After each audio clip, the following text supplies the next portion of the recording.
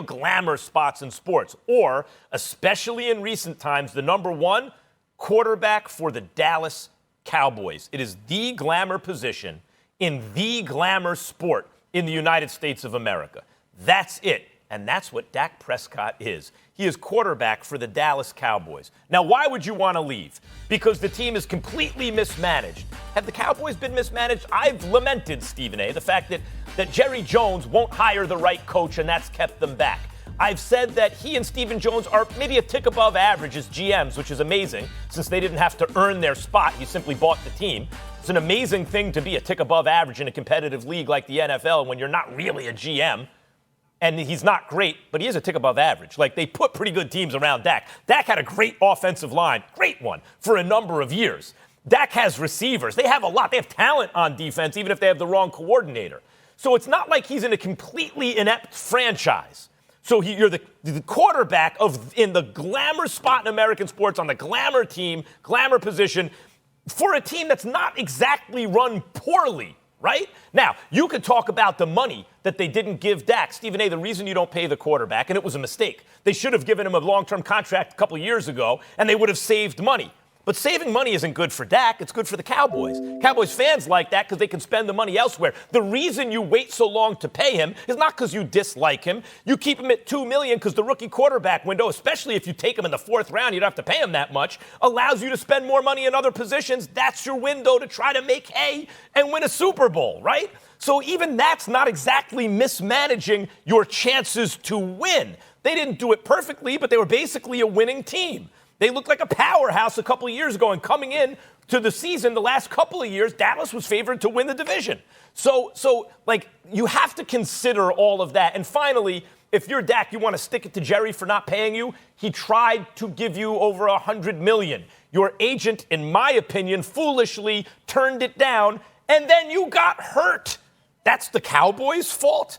No, I don't think Dak should want to leave. I think Dak should want to get the hell up out of there. I really, really do. Because my position has been clear all along, Max, and I'm going to reiterate it again. When you exercise the level of productivity on the football field that Dak Prescott has displayed, and then you couple that with, damn near perfection in terms of his leadership in the locker room and his behavior off the field, for Jerry Jones, who has a history of taking care of other people, who have been less than Dak Prescott, to sit up here and procrastinate and not ink this dude to a long-term deal to his liking, to me is incredibly unfortunate. I understand that kind of negotiate. Everybody wants to say Jerry is, but the bottom line is this. This is your quarterback here, and when you've paid the running back and you paid the receiver, you gave Ezekiel Elliott $90 million after he was hanging out in Cabo. You gave Amari Cooper $100 million when so many people were questioning whether or not that was the wisest thing to do. You paid Jalen Smith. You paid DeMarcus Lawrence. You paid numerous other people. But all of this is happening while your star quarterback doesn't get taken care of. I got a problem with that. And see, to me, that's really resonating. And then yesterday, when we were talking about what Jerry Jones had to say, I understand that he was answering questions about Dak Prescott in the radio interview, and I get where he's coming from. But my point is, with Jerry, he's always a businessman, and he's always a marketer, and he knew exactly what he was doing. And he was creating question marks about Dak Prescott. You shouldn't run the football more, because if you do, then you ain't going to be on the field for me as much as I need you to be. It's just all an excuse. Dak Prescott, until this year, never missed a game in his first 4 years. He started all 48 games of his career from the time he entered the league as a rookie. He never missed a game. He made back page news when he missed one practice because he had never missed a practice before, which occurred last year. That was it. And so until this happened, there was absolutely zero, and I repeat, zero evidence of durability questions. There was questions about durability regarding Tony Romo throughout his career. Didn't stop Jerry from taking care of him at the time. And I look at stuff like that and I say, wait a minute, it does come a point in time where if you want to take care of the people around me that haven't produced as much as I've produced, but you don't take care of me and I'm playing the most important position, you have sent me a message. You know, that anything that you do for me is begrudging. It's like pulling teeth. You don't want to do it. You might end up being forced to do it, but that's not really what you want to do. Well, if I look around the league, there's plenty of people that might want to do that for me. And if they want to do that for me and they're willing to appreciate me, why shouldn't I want to be with them? Jerry's mentality is this is the Cowboys. You should feel privileged for being able to represent us.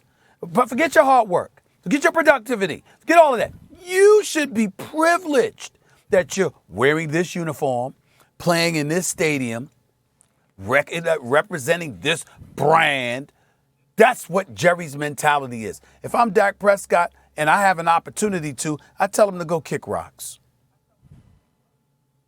He was offered, Jerry Jones, in the end, juiced the contract for all it was worth in order to get the most value out of a fourth-round quarterback who's getting paid $2 million a year to build the best possible team around him. So he spent money on the defense. Remember, he said he needed a war daddy on defense, and he got it, and he paid that guy. And they drafted Ezekiel Elliott so high up, they put their money where their mouth was, and they paid him. And maybe that was a mistake because he's a running back, and running backs are largely interchangeable. It's more about your offensive line. But guess what?